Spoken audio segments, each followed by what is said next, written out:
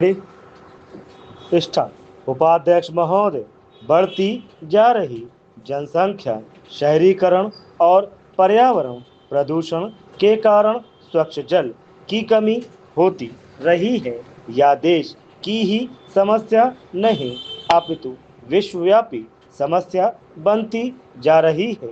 ऐसा अनुमान लगाया जा रहा है कि हाल ही में होने जा रहे संयुक्त राष्ट्र सम्मेलन में इस समस्या पर भी गंभीर विचार किया जाएगा।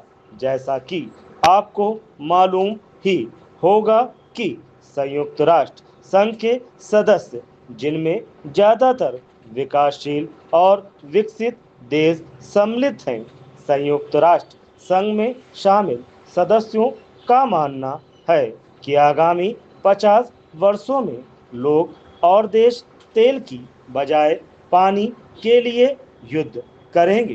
Paragraph change. श्रीमान, अभी हाल ही में जल समस्या के कारण उत्पन्न हुई विपत्ति के बारे में मैं आपके समक्ष ज्वलंत उदाहरण पेश करने जा रहा हूं और कहना चाहता हूं कि इसके पहले भी आपको ये उदाहरण देखने को मिले होंगे।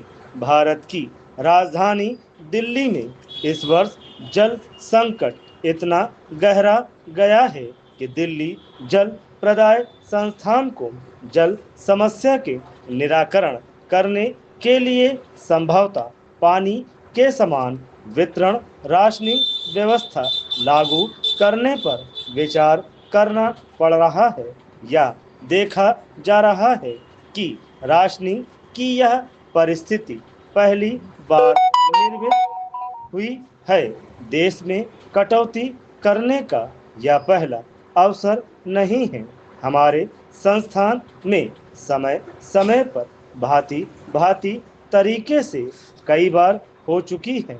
ऐसा इसलिए होता है कि तापमान की वृद्धि के साथ ही साथ बिजली और पानी की मांग भी बढ़ती जाती है।